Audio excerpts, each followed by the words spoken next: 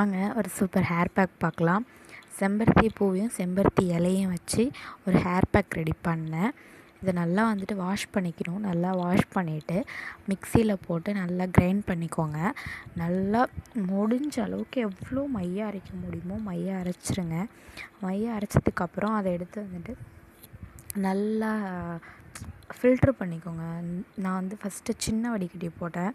இந்த டீ வடிகட்டுறது அந்த மாதிரி ஃபில்டரில் நான் அதை இது பண்ணி பார்த்தேன். ஃபில்ட்ரு பண்ணி பார்த்தா அது இன்றைக்கி ஃபுல்லாக போட்டாலும் நாளைக்கு ஃபுல்லாக போட்டாலும் முடியாதாட்டுக்கு. அதுக்கப்புறமா ஒரு இந்த கம்பியில் இருக்கும்ல கொஞ்சம் பெருசாக அந்த மாதிரி உள்ளதில் ட்ரை பண்ணேன். அதுக்கப்புறம் அதுவுமே எனக்கு கொஞ்சம் நேரம் ஆச்சு தான். அதில் ஓரளவுக்கு பரவாயில்ல. இந்த மாதிரி வந்துச்சு பாருங்கள், அவ்வளோ ஃபைன் பேஸ்ட்டாக இருக்குது. ஏன் இந்த மாதிரி நான் அதை ஃபில்ட்ரு பண்ணுறேன்னா, இந்த மாதிரி ஃபில்ட்ரு பண்ணி நம்ம யூஸ் பண்ணால் இந்த திப்பையாக தலையில் இருக்கும்ல, நம்மளுக்கு வாஷ் பண்ணுறதுக்கு ஈஸியாக இருக்கும். இல்லைன்னா அதெல்லாம் தலையில் ஒட்டிட்டு போகாது. இப்போ இதுனா வச்சுக்கோங்களேன், ஈஸியாக போயிடும். ஏன்னா ஃபைன் பேஸ்ட்டாக இருக்கா, நம்ம ஏற்கனவே ஃபில்ட்ரு வேறு பண்ணியிருக்கோமா, அதனால் நல்லாயிருக்கும். நம்மளும் சீக்கிரம் வாஷ் பண்ணிடலாம். அதுவும் லாங் ஹேர்லாம் இருந்துச்சுன்னா ரொம்ப கஷ்டமாக இருக்கும். இப்போ என் முடிக்கெலாம் ஒன்றும் பண்ணவே முடியாது. இதே மாதிரி அதுக்காக தான் சொல்கிறேன், ரொம்ப கஷ்டம். அதனால தான் ஃபில்ட்ரு பண்ணிக்கோங்க. இந்த மாதிரி நல்லா ஃபஸ்ட்டு நம்ம முடி வேர்களில் மட்டும் இந்த ஹேர் பேக் நல்லா போடணும். ஏன்னா அடிக்கிற வெயிலுக்கு இந்த ஹேர் பேக் போட்டோடனே அப்படியே குளு குளு குளு குளு குளுன்னு இருந்துச்சு.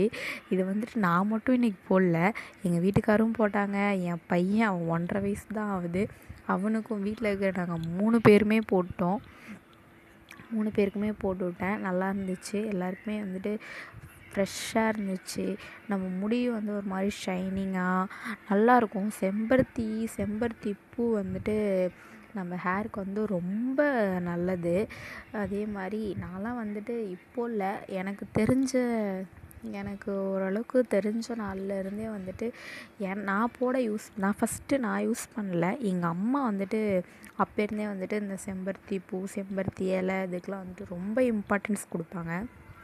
அவங்க இந்த மாதிரி எங்களுக்கெலாம் போட்டு விட்டுட்ருந்தாங்க. எனக்கு, என் அண்ணனுக்கு, அவங்களுக்கு எல்லாருக்குமே இந்த மாதிரி பேக் போட்டு விடுவாங்க. அதுலேருந்து அவங்கள்ட்டேருந்து தான் நானும் கற்றுக்கிட்டேன். அப்படியே அதுலேருந்து இந்த மாதிரி செம்பருத்தி பூ போடுறது, அப்புறம் அந்த ஒயிட்டில் அந்த மாதிரி ஒரு ஹேர் பேக்காக நம்ம பார்க்கலாம் ஒவ்வொரு வீக்குக்கும். இந்த வீக் இந்த ஹேர் பேக் தான் நான் போட்டேன். ரொம்ப நல்லா இருந்துச்சு. பாருங்கள் எப்படி இருக்குன்ட்டு. அப்புறமா அப்படியே இருக்கிறதெல்லாம் மேலே நல்லா பூசி விட்டு அந்த எசன்ஸ் நம்ம ஹெட்டில் இறங்க இன்னும் நல்லா கூலிங்காக இருக்கும். அதுக்கப்புறமா இழுத்து ஒரு கொண்டையை போட்டாச்சு. அப்புறம் எங்கள் வீட்டுக்காருக்கும் போட்டு விட்டேன். அதே மாதிரி நம்ம ஹேரை ஒரு வயசுக்கு மேலே கண்டிப்பாக பராமரித்தே ஆகணும். எப்போதும் போல் நம்மளுக்கு ஹேர் இருக்கும், முடி அப்படியே இருக்குன்றதெல்லாம் கிடையவே கிடையாது. அதுக்கு ஏற்ற மாதிரி நம்ம ஹேர் ஆயில் ப்ரிப்பேர் பண்ணிக்கணும். அதுக்கேற்ற மாதிரி இந்த மாதிரி ஹேர் பேக்லாம் போடணும். ஓரளவுக்கு இம்பார்ட்டன்ஸ் நம்மளுக்கு இருக்கிற முடி கொஞ்சம் இம்பார்ட்டன்ஸ் கொடுத்தா தான். எனக்கெலாம் நான் விட்டுட்டேன் கொஞ்ச நாள் 12th படித்ததுக்கப்புறம் நான் ஹேரை பற்றி கேரை விட்டுட்டேன். அதுக்கப்புறமா தான் நானாக இல்லை, நம்ம இந்த மாதிரிலாம் நம்ம ஹேருக்கு இம்பார்ட்டன்ஸ் கொடுக்கணும் அப்படின்னு நானாக இந்த மாதிரி ஹேர் பேக், ஹேர் ஆயில் இந்த மாதிரி நானாக ரெடி பண்ணி இது பண்ண ஆரம்பித்தேன். இப்போல்லாம் என் இப்போ அதே மாதிரி இந்த சீப்பு போட்டால் முடி கொட்டும், இந்த தலைவாணி உரம் வச்சா முடி கொட்டும், இந்த டவல் யூஸ் பண்ணால் முடி கொட்டும், இந்த ஷாம்பு அந்த மாதிரிலாம் எதுவுமே கிடையாது. நம்ம எந்த அளவுக்கு நம்ம ஹேரை ஸ்ட்ரென்த்தாக வச்சுருக்கோமோ, எப்படின்னா ஒரு பழமொழி இருக்குது பாருங்கள், காக்கா உட்காந்து பனம்பழம் இந்த கதை மாதிரி தான். அதனால் சீப்பாலேயோ இதாலேயோ இதாகாது.